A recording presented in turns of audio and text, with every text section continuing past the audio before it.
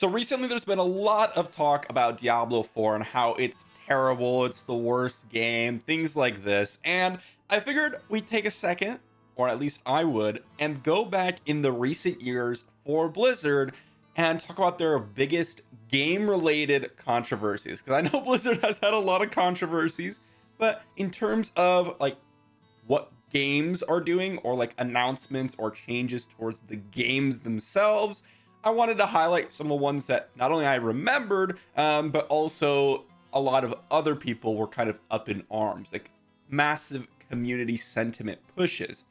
Now, this list, I'm going to be rating these in terms of how, I guess, bad the controversies were for Blizzard and how memorable they were. I think those two kind of go hand in hand. And maybe I might have a hot take or two and actually aren't really controversies at all, and I actually think they were quite decent.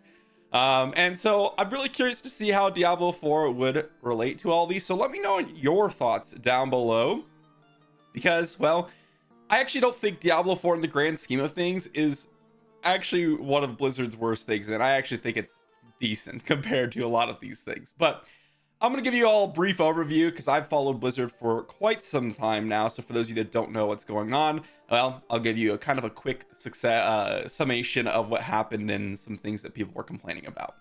And we're going to start off with the most unforgettable announcement of all time. Wyatt Chang's announcement of Diablo Immortal back in 2018.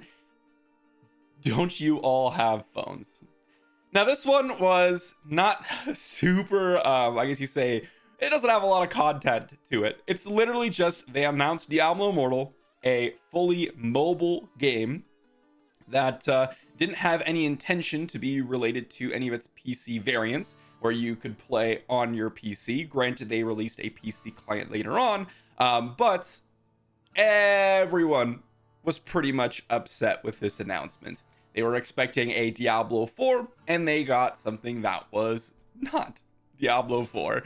And at this time, there wasn't even talk. I guess there was talk, but there wasn't even confirmation that it was going to be heavily pay to win. This was literally just the announcement of Diablo Immortal itself, and the pay to win conversations would come much, much later on. And that's where we go to the iconic moment. I think this is literally unforgettable. Like, when people talk about Diablo Immortal, the first thing that comes up is this, but then the actual launch of Diablo Immortal is an iconic moment in Blizzard's history and the Diablo franchise's history, because what ended up happening was they released this back in 2022. It's going on about a year and a couple months at this point, I believe. And this game, I actually played quite a bit of this. So one of the biggest controversies with this game, obviously, was the pay to win aspect, but there were a lot of other things, like the kind of combat rating grind, which was very, very simplistic and not really interesting. The loot system was literally, do you have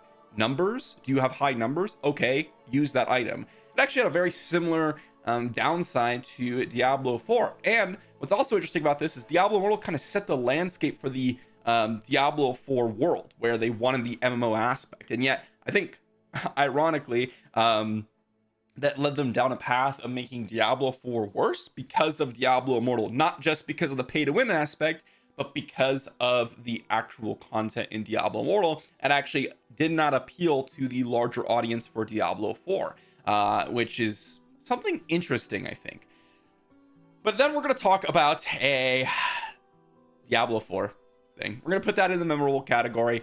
It's not quite as iconic as Diablo Immortal, and who knows, maybe down the line in a couple of years we're going to find this in the forgettable category, but I think, or even the actually decent category. But I think the season 1 patches for Diablo 4 have really put Diablo 4 in this negative light, and it will be remembered as a very mediocre to poor launch / season 1. And I do have another Diablo 4 icon, and this is the launch of Diablo 4, which we'll talk about in just a moment. But this right here really soured people's opinion of Diablo 4, and that's specifically the entire nerfs that they did for season 1. I know a lot of people were upset about this, and I know a lot of people were not interested in playing the game because of this. But also, I mean, it just continuously gets reverted in a lot of senses because they buff the XP or they'll buff our builds, and it's like, well, why didn't you just not nerf the things that you're already buffing? You know, that type of thing. It just seems like a little bit of a confusing moment. And then a lot of the problems that people actually had in terms of actual enjoyment of the game, like the end game repetitiveness, things like quality of life updates, were kind of just missing. So they not only didn't do what we wanted them to do, but they also focused on the exact opposite of what we wanted, and then also did the opposite of what we wanted. It's like, wow, okay, they completely missed the mark. It's like a 3 out of 10, 2 out of 10 patch, in my opinion. Really, really poor. I think it actually significantly reduced Diablo 4's enjoyment for a lot of people, and it's going to be a memorable moment for the entirety of the launch of the game. And although this wasn't recent, but I decided to put it on the list anyways because we are a Diablo focused list after all. Well, Diablo 3's launch, and this was significantly worse, I would say, than the season 1 launch of Diablo 4, although it depends on who you ask, I guess. But Diablo 3 was really not looked well upon for a long time. And they didn't get things like seasons until a couple years later. I'm not actually sure on the timeline, but I believe it was a couple years later. So a lot of the Diablo 3 that a lot of us know and enjoy wasn't the launch of the game. The launch of the game was decent for the content that it had. There was a very little repetitiveness. I guess it was a different time. But also one of the biggest things was the real world auction house that kind of destroyed everything Diablo 3 in terms of a lot of the people's enjoyment of it, because of what it did to the economy and just the overall, I guess you could say, opinion of it. So that ended up kind of souring Diablo 3's reputation for a long time. And even if you ask people today for Diablo 3 or ask about Diablo 3, a lot of people will mention, yeah, it's okay, it's solid nowadays, but it's actually remembered for its launch, which wasn't that great.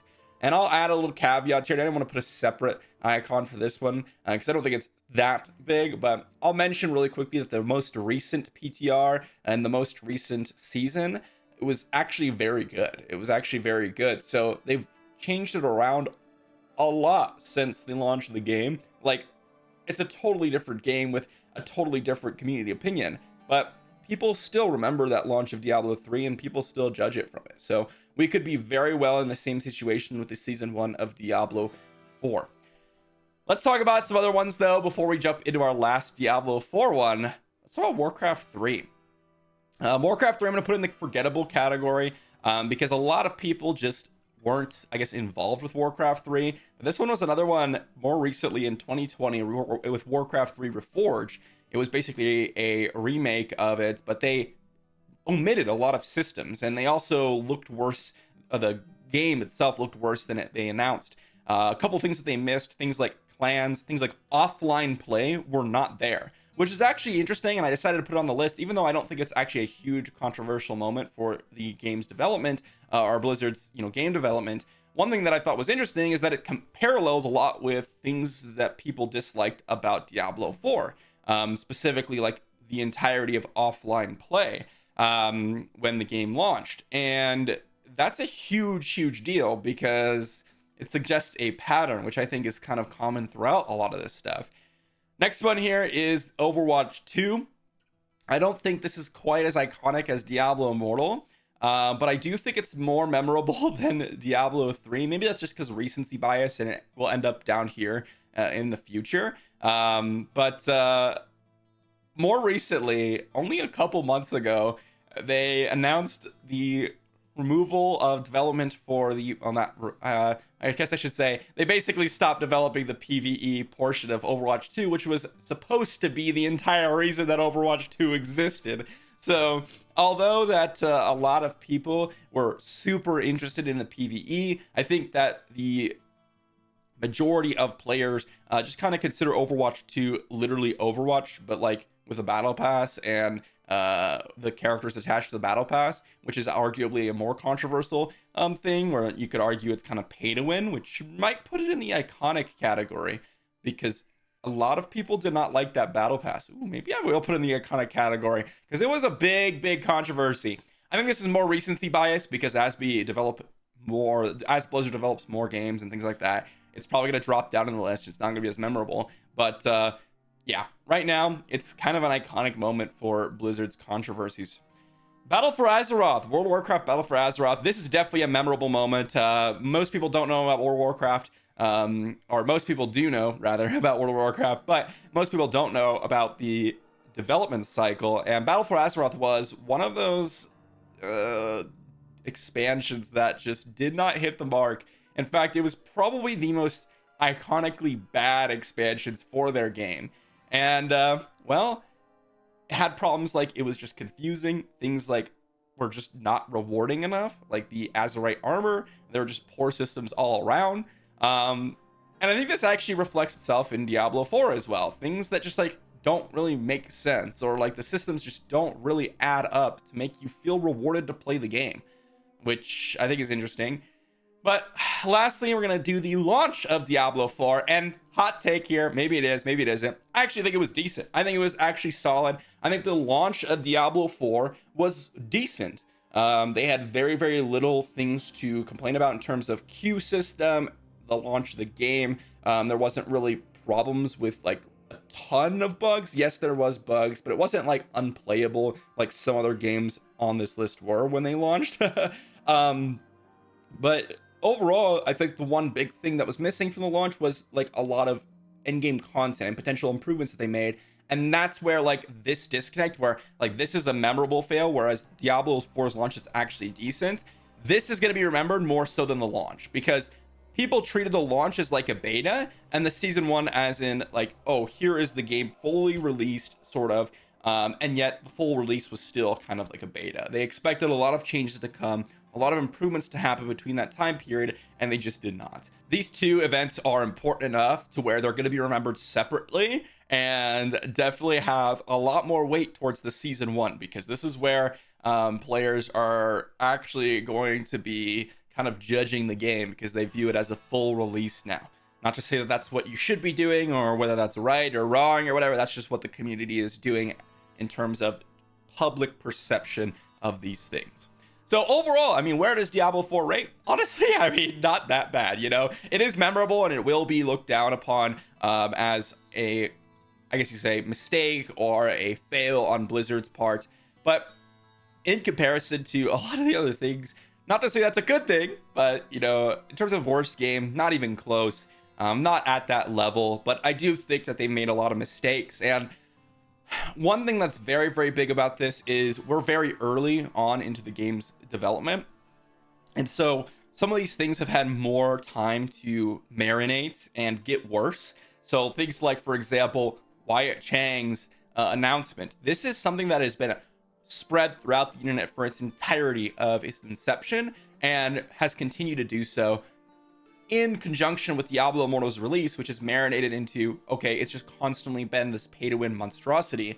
Well, you have these things just be unforgettable and iconic moments in Blizzard's history, which you'll never forget, at least if you ever have any sort of semblance in the Blizzard's gaming sphere. Overwatch 2, this is another iconic moment where they basically went back on all their development processes.